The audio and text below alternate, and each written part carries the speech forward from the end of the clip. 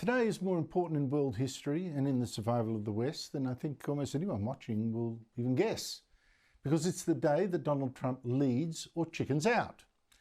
50 days ago, the US president gave an ultimatum to Russian President Vladimir Putin, who'd been promising Trump, I'm going to make peace in Ukraine, but instead just kept bombing civilian targets, apartments, hospitals. Last week, even a British council building in Kiev. We're very, very unhappy with him, and we're going to be doing very severe tariffs if we don't have a deal in 50 days. We're going to be doing secondary tariffs if we don't have a deal in 50 days. It's very simple. And they'll be at 100%. Well, that 50 days is up today. But Putin still shows no interest in peace. Yeah, true, he flew to Alaska 2.5 weeks ago to pretend again, peace, peace, peace. But it was another con, as I told you, even though Trump seemed to believe him and told the meeting of European leaders the next Monday that included French President Emmanuel Macron, I think peace is on. And Macron last Friday said, well, time's up. And Trump had to realise now he was being played. À l'issue de la longue réunion que nous avons eue ensemble il y a quelques semaines à Washington, l'appel a donné lieu à 7 propositions du président Poutine au président Trump. Je vais voir le président Zelensky.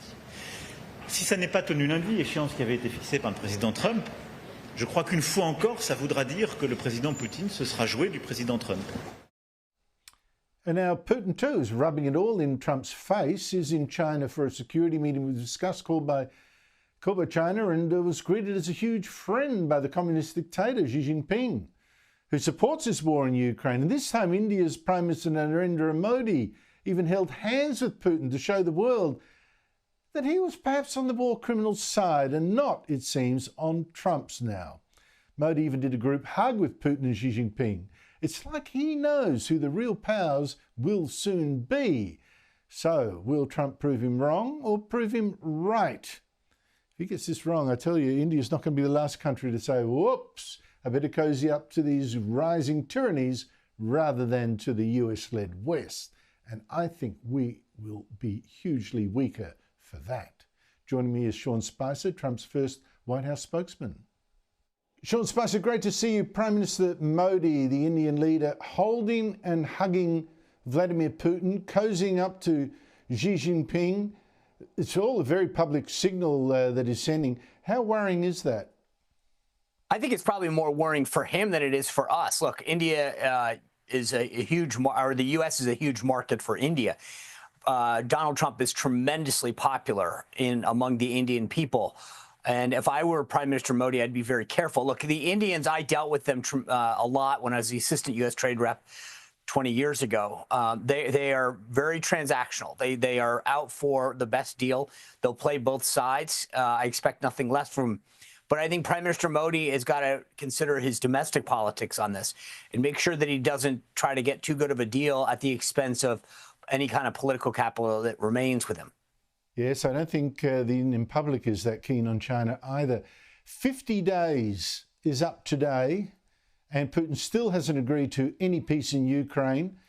Donald Trump's Treasury Secretary Scott Bessent has just suggested that, yes, the president will make good on his threat. Here he is. When the European leaders and President Zelensky were at the White House the following Monday, has done the opposite of following through on what he indicated he wanted to do. As a matter of fact, he has, in a despicable manner, increased the bombing campaign. So I think with President Trump, all options are on the table, and I think we'll be examining those very closely this week. Sean Spicer, do you expect the president to do anything this week? I do. I mean, look, Secretary Bessent wouldn't go out there and signal that. I've known for some time that the White House has a list of secondary sanctions and other ways of tightening the screws on Russia ready to go. The president was very hopeful on that Alaska meeting that I don't think went as well as a lot of people hoped. But I think that he is going to turn up the volume on President Putin. And it's not just the secondary sanctions, but there's a lot of financial transactions that occur where people are looking the other way. There's a role that Europe can play, a much greater role that Europe can play, who likes to talk tough, but takes Russian oil, does a lot of transactions through the SWIFT financial network that allows transactions to occur. So there's a lot of things at the president's disposal that he can do. And I think that he is going to ratchet up those sanctions and other means of enforcement. It was Secretary Bessent just a few weeks ago that said when it comes to enforcement, we're at about a 3 on the 10 scale. And I think that's about right.